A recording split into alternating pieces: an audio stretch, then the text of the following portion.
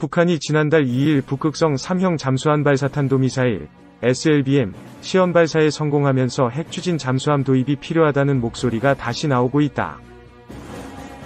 북한이 건조 중인 3000T급 신형 잠수함에 북극성 3형 SLBM 3-4발을 탑재하면 미국의 공격을 피해 반격을 할 수 있는 제2격 세컨드 스트라이크 능력을 갖게 된다. 기존의 디젤 잠수함으로는 이를 저지하는 데 한계가 있는 만큼 수중에서 오랜 기간 활동할 수 있는 핵추진 잠수함이 필요하다는 것이다. 해군도 지난달 10일 국회 국정감사에서 핵추진 잠수함 확보는 국가정책에 따라 결정될 사안이라면서도 자체 검토를 위한 태스크포스 TF를 운용하고 있다고 밝혀 전향적인 태도를 보였다. 문제는 기술의 확보다. 미국이 기술 이전을 하면 핵추진 잠수함 건조가 용이하다. 하지만 미국은 기술 이전에 선을 긋는 모양새다.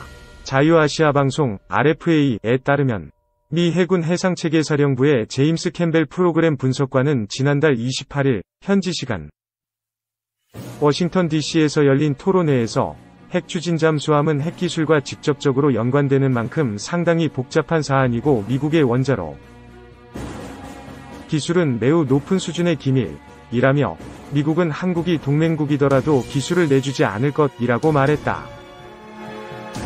미국의 지원이 없는 상황에서 우리나라가 핵추진 잠수함을 만들 수 있을까? 배 위협 거론하나 실제로는 주변국 견제. 핵추진 잠수함을 건조해야 한다고 주장하는 사람들은 북한 위협을 그 이유로 든다.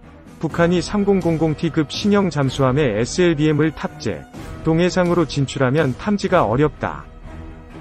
지상 목표를 향해 수중에서 기습적으로 SLBM을 발사하면 요격이 쉽지 않다.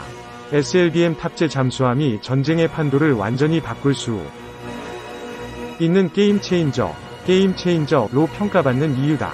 하지만 반론도 만만치 않다. 북한이 수십 년 동안 잠수함을 자체 건조해왔으나 소음 감소 기술은 한국보다 뒤떨어져 있어 한국 해군에 쉽게 포착된다는 것이다. 소음이 큰 잠수함은 전략적 가치가 반감될 수밖에 없다. 여기에 해상 초계기와 구축함 등 한국군의 잠수함 탐지 전력이 강화되고 있는 상황에서 북한 잠수함 탐지에 핵추진 잠수함이 반드시 필요한 것은 아니라는 지적도 있다. 하지만 핵추진 잠수함의 활동 범위를 주변국으로 확대한다면 사정은 달라진다.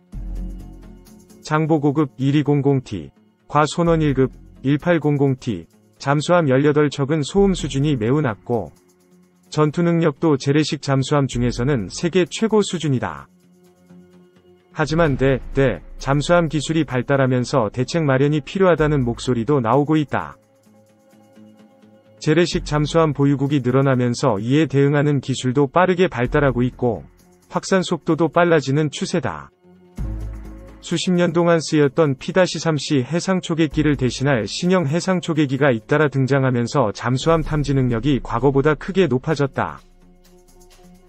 미국은 P-3C를 대체할 P-8A를 실전 배치했고 일본은 자국산 P1을 운용 중이다. 유럽 국가들도 C-29MPA, ATR-72MPA 등의 초계기를 만들어 판매하고 있다. AW159처럼 해상작전 헬기에 다기능 이상 배열 AESA 레이더를 장착해 수면 위로 올라온 잠수함 잔망경이나 배터리 충전용 스노클 등을 탐지하는 능력을 높이는 사례도 늘어나는 추세다. 함정에도 AESA 레이더를 비롯한 신형 탐지 장비 탑재가 확산되고 있다. 림팩 RIMPAC 환태평양훈련에 참가한 한국 해군 잠수함이 가상적함을 대거 격침했다는 이야기가 2000년대 중반 이후 나오지 않는 것도 이와 무관치 않다는 지적이다. 이 같은 상황을 개선하는 가장 효과적인 방법은 더 깊은 바다로 잠수해 오랜 시간 항해할 수 있는 잠수함을 만드는 것이다. 공기부류 추진장치 AIP를 장착해도 사용에 제약이 따르는 만큼 장기간 잠항이 가능한 핵추진 잠수함을 운용하면 이를 극복할 수 있다는 것이다. 막대한 예산과 오랜 시간 걸릴 가능성 핵추진 잠수함 건조를 주장하는 사람들은 프랑스 바라쿠다급 5300T 기술을 도입하는 방안을 제시한다. 바라쿠다급은 자망심도 400m, 최고속도 25노트, 시속 46km로 60명의 승조원이 탑승하며 최대 70일간 작전이 가능하다. 농축률이 20% 미만인 해결료를 사용해 한 한미 원자력 협정 위반 논란을 피할 수 있다는 평가다. 하지만 프랑스 기술을 도입해도 핵추진 잠수함 건조는 쉽지 않은 일이다. 기술적 난이도가 높고 소요 비용 또한 막대하다. 인도의 사례가 대표적이다. 1980년대부터 핵추진 잠수함 개발에 나선 인도는 독일에서 기술을 들여오고 러시아에서 핵추진 잠수함을 임대하는 등 많은 노력을 기울였다.